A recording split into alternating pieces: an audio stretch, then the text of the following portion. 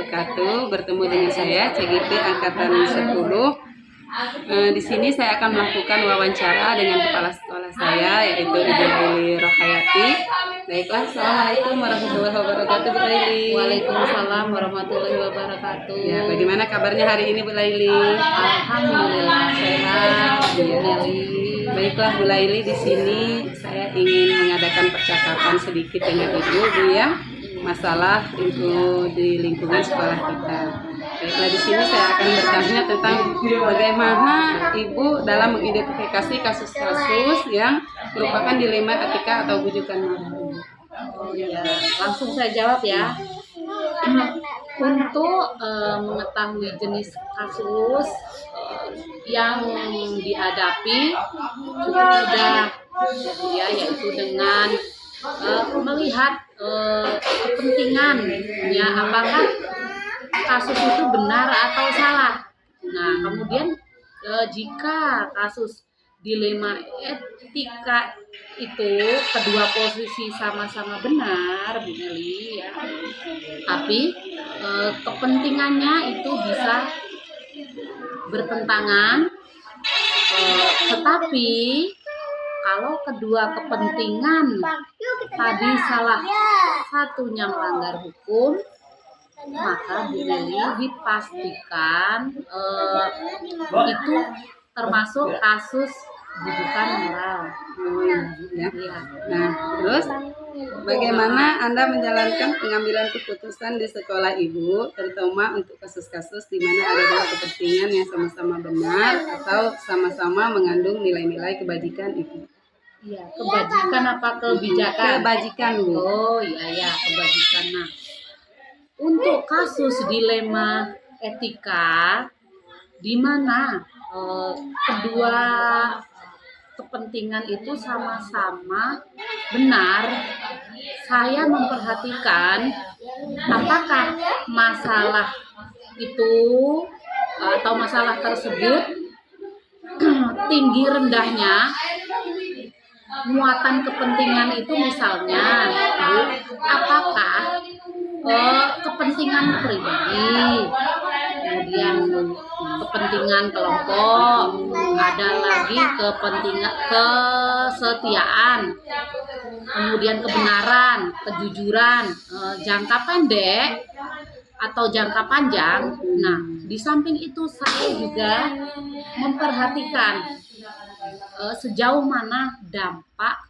yang ditimbulkan dalam pengambilan. Ke pertanyaan ketiga ya, Bu ya. Ya. Prosedur seperti apa yang biasa Ibu lakukan selama ini, Ibu?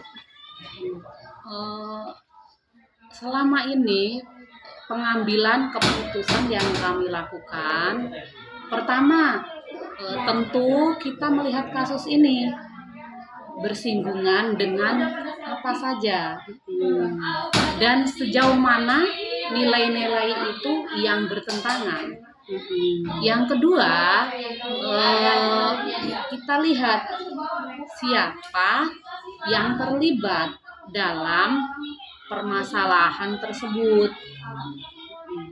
Kemudian yang ketiga, kami melakukan pengumpulan data berupa fakta apa yang sudah terjadi. Karena kemudian kami analisa, Bu, dengan apa paradigma yang terjadi di sini. Setelah kita tahu faktanya,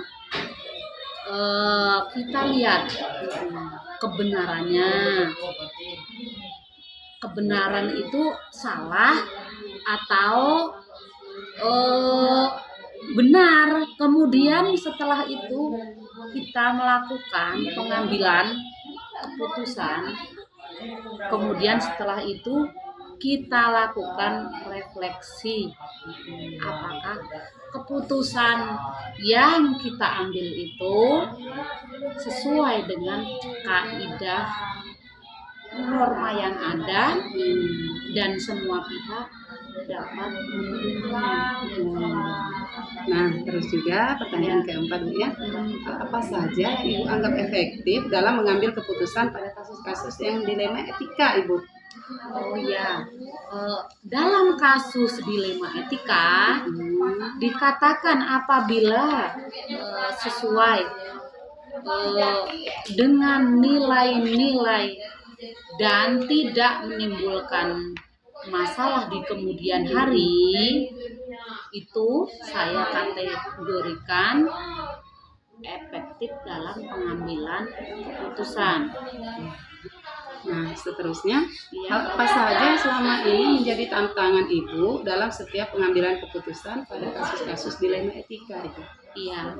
Nah, tantangannya yang terbesar tentunya datang dari pihak yang terlibat Bu, dalam memutuskan suatu permasalahan, yaitu upaya mempersatukan pemikiran dan kesepakatan yang memerlukan waktu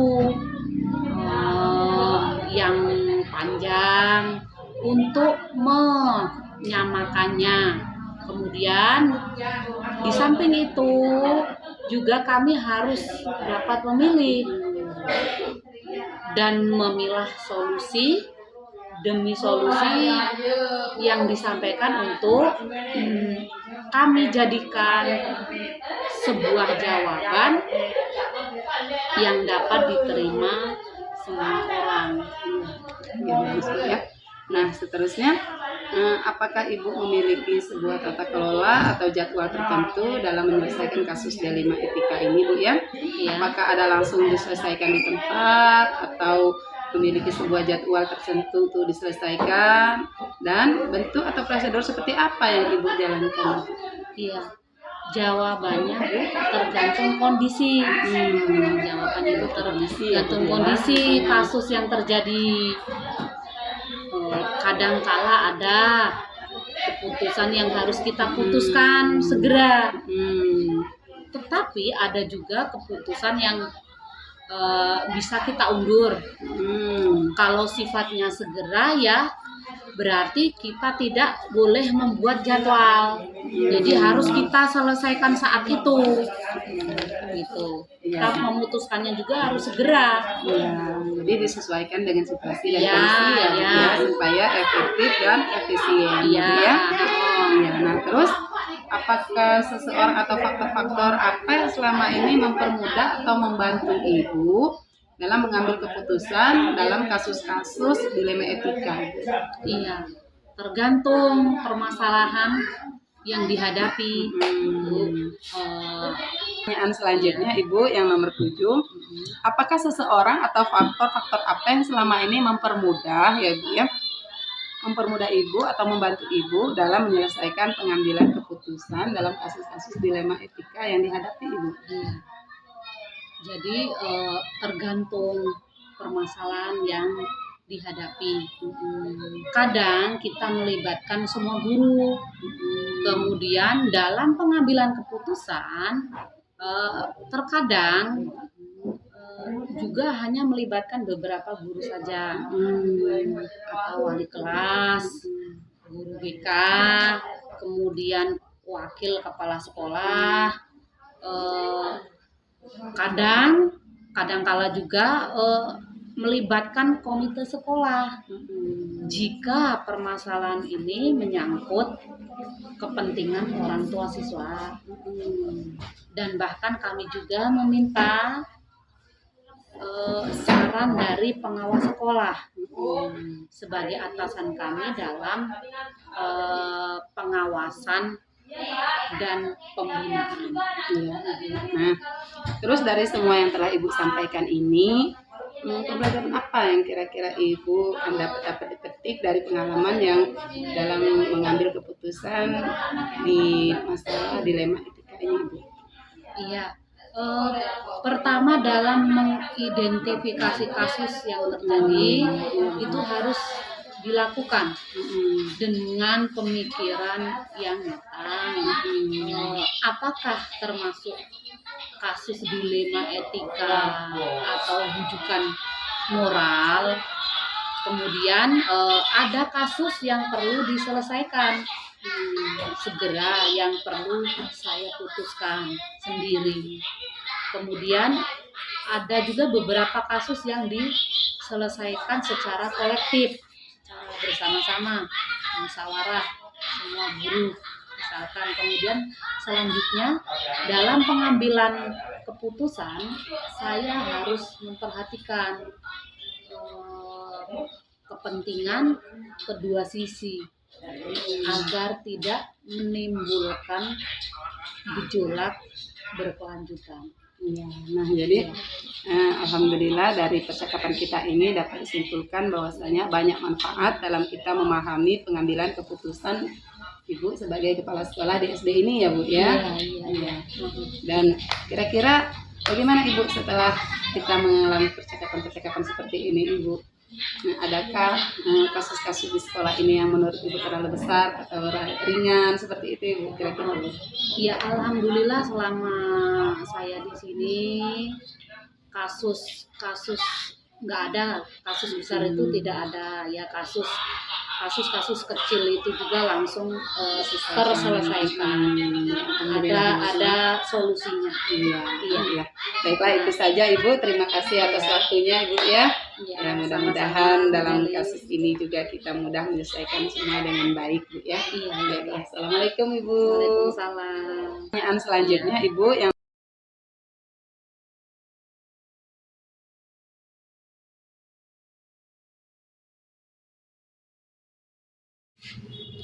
Assalamualaikum warahmatullahi wabarakatuh. Jumpa kembali dengan saya Nelly Sumantri, CGP Angkatan 10 Kabupaten Lampung Utara. Di sini saya akan melakukan wawancara tentang kasus dilema etika yang terjadi di kepala sekolah TK Pelangi, yaitu Ibu Indri. Assalamualaikum Bu Indri. Waalaikumsalam Bu Nelly. Iya, bagaimana kabarnya hari ini Bu Indri? Alhamdulillah baik Bu. Nah, baiklah Ibu, di sini saya akan melakukan beberapa percakapan dengan Ibu ya Bu ya mengenai kasus-kasus yang terjadi di TK Pelangi saat ini ya Bu ya. Ya mohon waktunya sebentar, mudah-mudahan nanti bisa kita laksanakan percakapan ini dengan baik Ibu ya.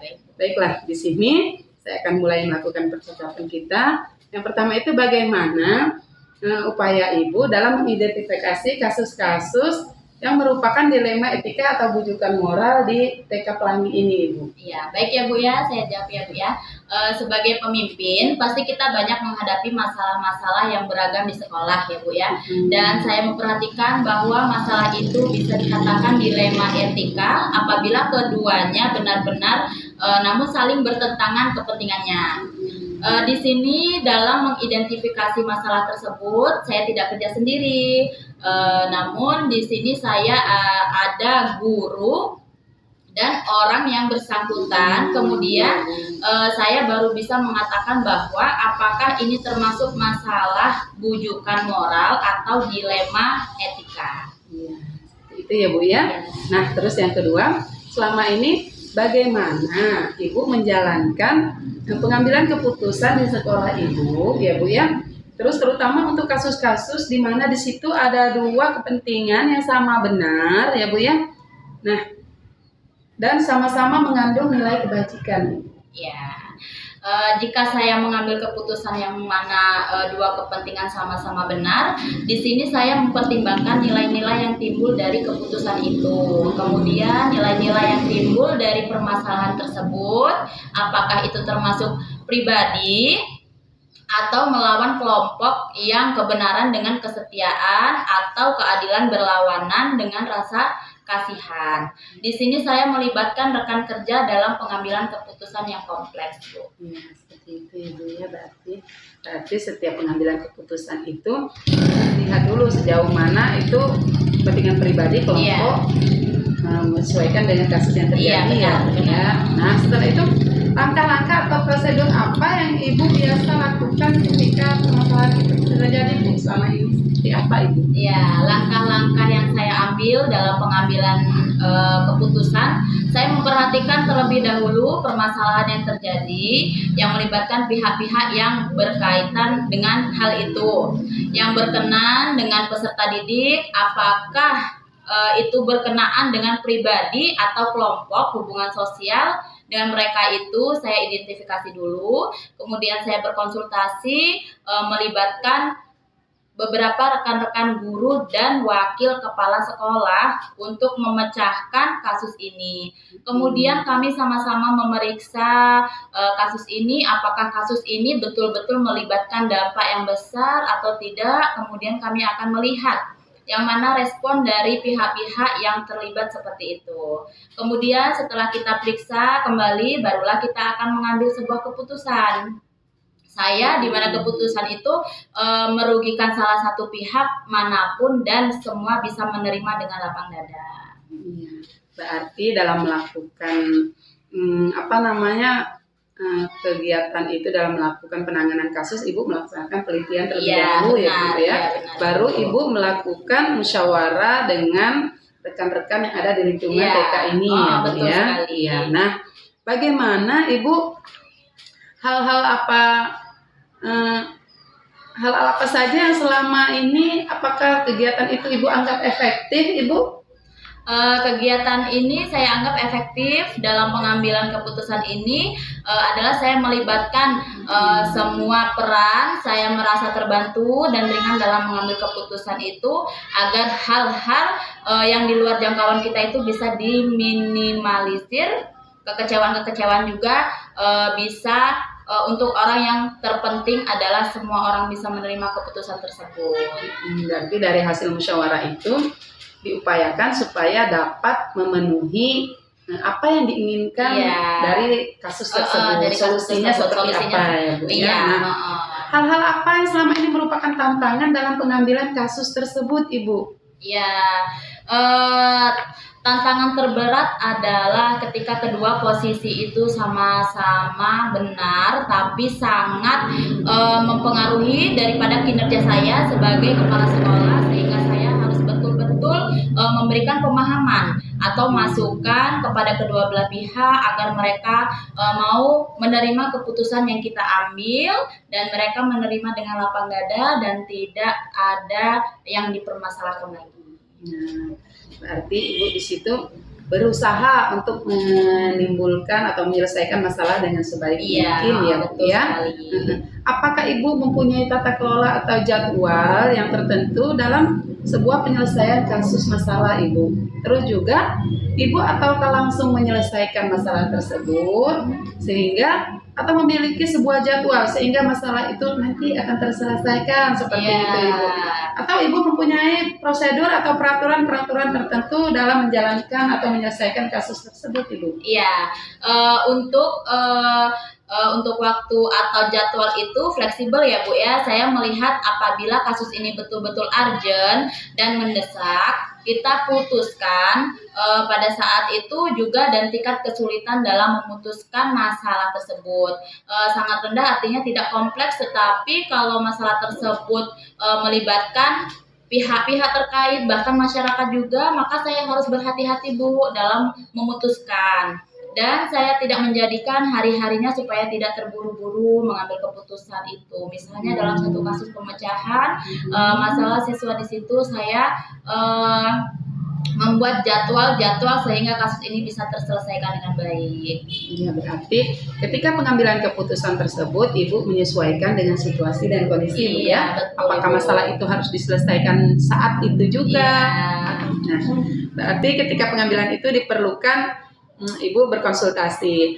Sekarang adakah seseorang atau faktor-faktor yang selama ini mempermudah Ibu atau membantu Ibu dalam menyelesaikan kasus-kasus dilema etika yang terjadi di TK Pelangi ini? Iya, dalam pengambilan keputusan saya tentu akan melibatkan warga sekolah ya Bu ya, terutama wali, kelas, rekan sejawat, wakil kepala sekolah, bahkan komite sekolah juga turut andil dalam masalah ini. Sehingga harapan saya ketika semua terlibat, maka itu akan menjadi modal penguat pengambilan keputusan dan menjadi dasar utama apabila nanti ada beberapa pihak-pihak lain yang komplain terhadap keputusan yang kita ambil. Kita bisa menunjukkan bukti bahwa ini sudah menjadi keputusan bersama. Gitu. Sudah diselesaikan bersama, sudah dibahas secara benar. bersama, Sudah dibahas secara sehingga bersama. diharapkan ke depannya nanti masalah itu ketika ada seseorang atau pihak-pihak yang ingin dipertanggungjawabkan, Iya. Ibu sudah punya pertanggungjawabannya Iya, betul. sebagai kepala sekolah di TK Pelangi, Iya. Bu ya. Iya. Nah, ketika semua hal ini telah disampaikan, Bu ya, pembelajaran apa yang kira-kira Ibu petik dan dari pengalaman-pengalaman yang Ibu ambil dalam mengambil keputusan dilema etika ini, Ibu? Iya, baik. Selama saya melakukan pengambilan keputusan ini, dilema etika saya mendapatkan pembelajaran bahwa memutuskan kasus dilema etika itu tidak mudah ya Bu ya, karena kita juga harus memperhatikan hal-hal yang sifatnya sosial, komunikasi dan sebagainya. Kemudian kita juga senantiasa menjalin komunikasi, kemudian terciptanya kerjasama yang harmonis sehingga pihak yang terlibat akan juga merasakan sama-sama saling belajar dan memecahkan masalah. Iya. Nah, berarti dalam setiap permasalahan itu kita membutuhkan untuk saling mengerti, saling membantu, saling berkomunikasi yang baik, Bu iya, ya, betul, Ibu. dalam lingkungan keluarga ini. Iya. Iya, dalam lingkungan keluarga di TK Pelangi khususnya ya, Bu ya. Bu, benar. Iya.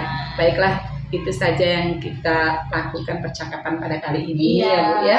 Terima kasih sekali Ibu Sama-sama, sudah Ibu. membantu saya. Iya. Mudah-mudahan dalam setiap permasalahan, kasus-kasus dilema etika yang terjadi di sekolah kita dapat kita tanggapi, dapat kita selesaikan dengan baik. Iya. Ya. Baiklah, terima kasih ya Bu ya. Iya, sama-sama Ibu. Baiklah, Assalamualaikum warahmatullahi wabarakatuh.